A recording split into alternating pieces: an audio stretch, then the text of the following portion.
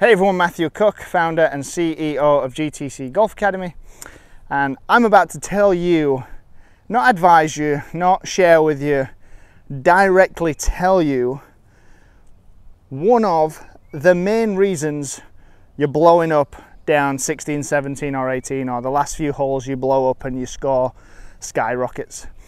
And this goes more so for the golfers who are averaging mid to low 80s that are trying to break 80.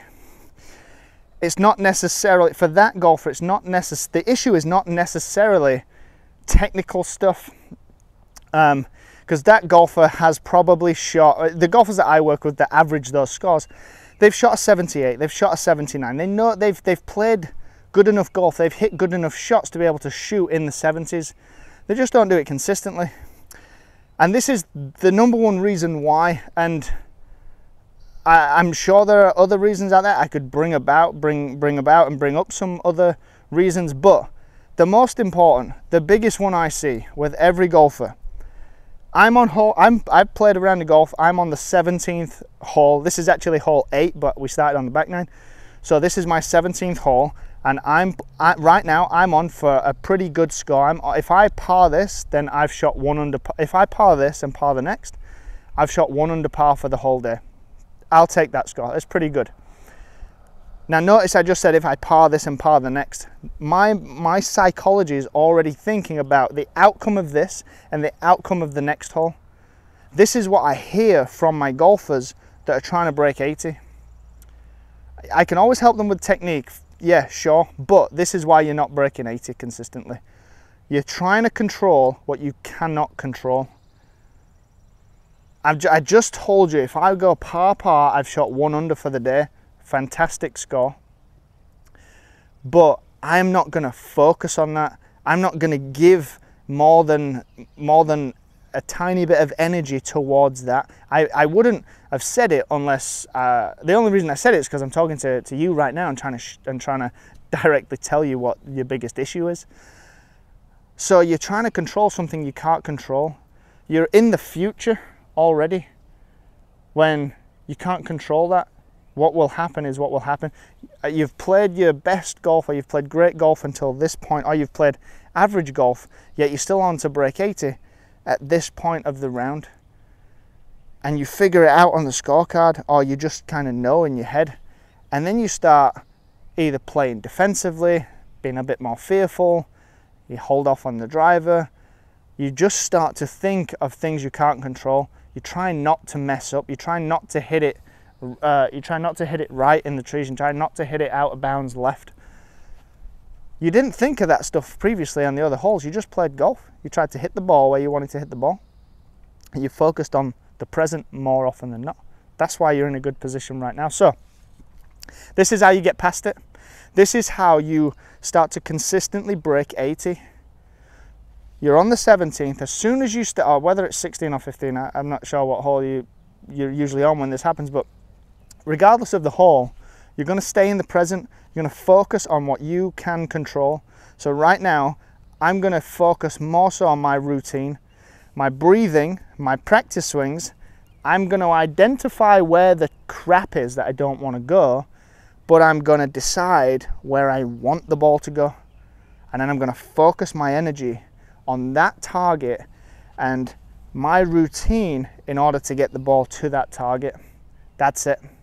And if the better I can do that, the higher I can rate my ability to do that, the more likely the outcome of this shot is going to be good. So that's the biggest issue for you.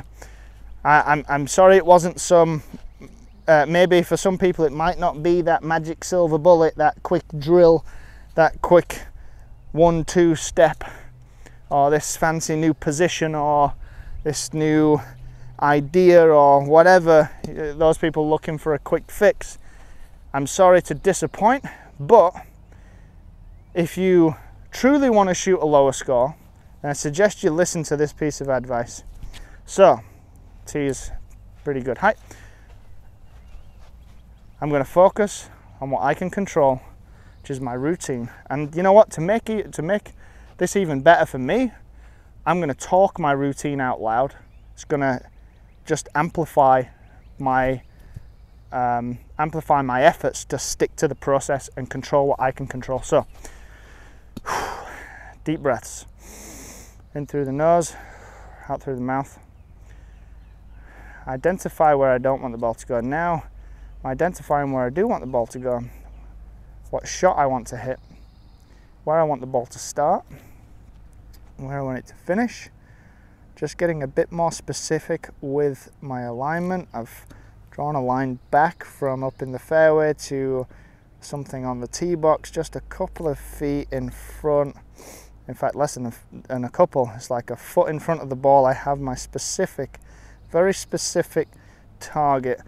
All right, so my alignment, my aim is all set. I know what I'm doing now. So now I'm going to go into my practice swings and my visualization of what it feels like, what I want this swing to feel like. That felt like a very good swing. Deep breaths. Reconnect with my target. Focus more on the target. Target, ball, target, target. I line the club head up. Check the small target. Target, hit.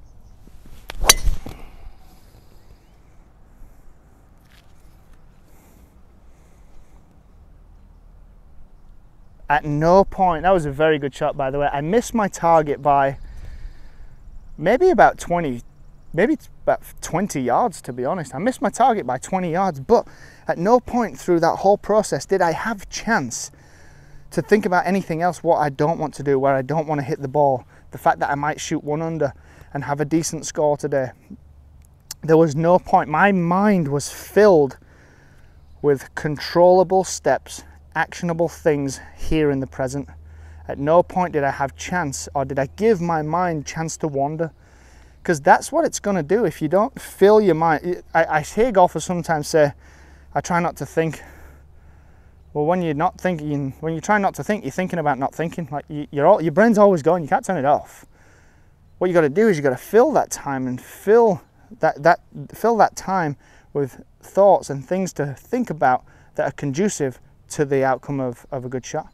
So that is the biggest reason why you blow up on the last few holes and you don't consistently break 80. If you can start to control what you can control, you will start to break 80 consistently.